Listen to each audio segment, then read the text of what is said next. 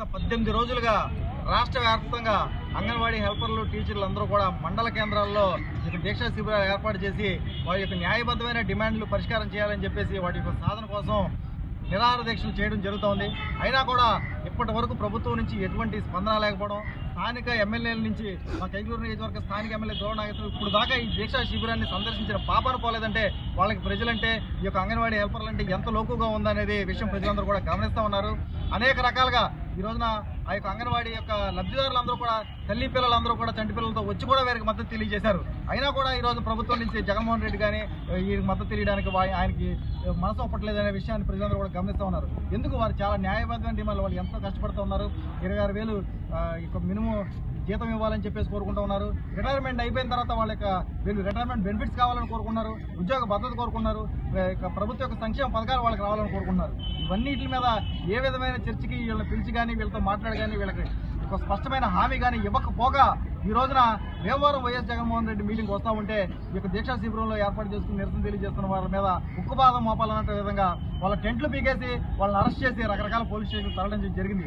ఈ ప్రజాస్వామ్య ప్రభుత్వంలో ఎవరికైనా కూడా ప్రజలకు కానీ ఎవరికైనా కూడా ఒక నిరసన తెలియజేసే హక్కు ఎవరికైనా ఉంటుంది. అది ప్రజాస్వామ్యం మనకు రాజ్యాంగబద్ధంగా కల్పించినటువంటి హక్కు.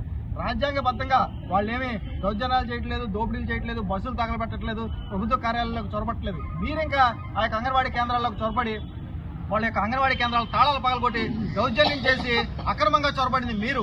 మీ మీద వాళ్ళు కేసు పెట్టి మిమ్మల్ని అసలు యాక్చువల్గా ఈ అంగన్వాడీ కేంద్రాలని తాళాలు పగలగొట్టిన వాళ్ళందరినీ అరెస్ట్ చేసి పోలీసులు జైల్లో పెట్టాలి. కానీ దానికి వ్యతిరేకంగా ఎవరైతే న్యాయబద్ధంగా బాధితులు ఎవరైతే ఉన్నారో మీరు బాధితులనేమో జైల్లో పెడుతున్నారు, ఎవరైతే దౌర్జన్యం చేశారో వాళ్ళనేమో నాయకుల్లాగా మీరు స్టేజ్ మీద చలామణి అవుతూ దౌర్జన్యం చేసి తాళాలు పగలగొట్టిన వాళ్ళేమో బయట నాయకులా, బాధితులు తాళాలు పగలగొట్టి బాధితులనేమో మీరు అరెస్ట్ చేసి జైల్లో పెడుతున్నారా? ఇది ఏ రకమైన న్యాయం అని చెప్పి మేము ప్రశ్నిస్తా ఉన్నాం. ప్లకార్డులు బట్టి న్యాయబద్ధంగా నిరసన తెలియజేయడానికి శాంతియుతంగా వెళ్తే వాళ్ళని అరెస్ట్ చేసి మీరు మహిళలను చూడకుండా ఈ రోజు వాళ్ళు జైల్లో పెడతారా? ప్లకార్డులు బట్టి కేవలం వాళ్ళకి న్యాయబద్ధమైన డిమాండ్ కోసం చేస్తామంటే మీరు అక్రమ అరెస్టులు తక్షణమే ఆపి ఖచ్చితంగా వాళ్ళని విడుదల చేసి మీరు స్పష్టమైన హామీ ఇవ్వకపోతే మీరు భీమవరం నుంచి వచ్చినప్పుడు మాత్రం పట్టుకున్నారు పరదాల మాట నుండి మళ్ళీ వెళ్ళి తాడేపల్లిలో ఈ యొక్క సీఎం క్యాంప్ కార్యాలయంలో పడుకుని పబ్జీ ఆడుకున్నారు కదా అనుకున్నా జగన్మోహన్ రెడ్డి చెప్తున్నావు. ఈ ప్రజలందరూ ఈ అంగన్వాడీ హెల్పర్లు, కార్యకర్తలు, టీచర్లు అందరూ కూడా ఈ రోజు నువ్వు భీమవరం వచ్చినప్పుడు మీకు ప్లకార్డు నిరసన తెలియజేయడం కాదు, చలో తాడేపల్లి అని చెప్పి సీఎం కార్యాలయం వచ్చి మరి నువ్వు అంగన్వాడీ వర్కర్లు అంగన్వాడీ కేంద్రాల తాళాలు పగలగొట్టావు. వచ్చి నువ్వు సీఎం కుర్చీలో ఉన్నా నీ గది తాళాలు పగలగొట్టు ఈ రోజు నీ మహిళలందరూ వస్తారని చెప్పి తెలియజేస్తా ఉన్నా. వారి యొక్క సహనాన్ని పరీక్షిస్తున్నావు, నువ్వు ఏదైనా వారి యొక్క సహనాన్ని పరీక్షిస్తున్నావు. ఖచ్చితంగా నిర్దిష్టమైన హామీ ఇవ్వకపోతే ఇది చాలా తీవ్ర పరిణామాలను ఎదుర్కోవాల్సి వస్తుందని చెప్పేసి ఈ రోజు జనసేన పార్టీ తరఫున మేము తెలియజేసుకున్నాం.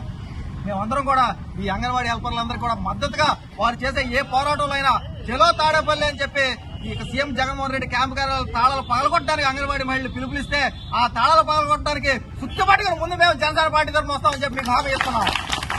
వర్ధిల్లాలి అంగన్వాడీల ఐక్యత, వర్ధిల్లాలి అంగన్వాడీల ఐక్యత, వర్ధిల్లాలి అంగన్వాడీల ఐక్యత.